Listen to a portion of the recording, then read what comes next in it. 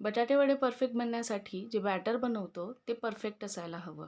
तर बटाटे वडे बनवताना बेसन बॅटर ज्यावेळेस आपण तयार करतो, तर त्यामध्ये 1 चमचा तेल टाकून ते अर्धा तासासाठी बाजूला ठेवायचे.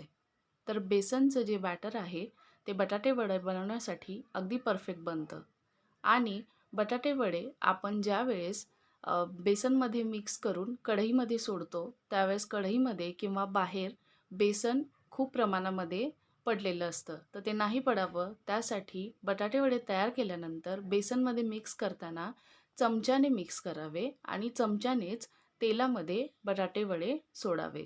त्यामुळे बेसन आजूबाजूला सुद्धा पसरत नाही आणि पूर्ण जे खराब होतं ते सुद्धा होणार नाही. अगदी परफेक्ट आणि खुसखुशीत असे हे बटाटे वडे बनतात. तर तुम्हाला ही टिप आवडली असेल तर नक्की लाईक करा, शेअर करा आणि सबस्क्राईब करा.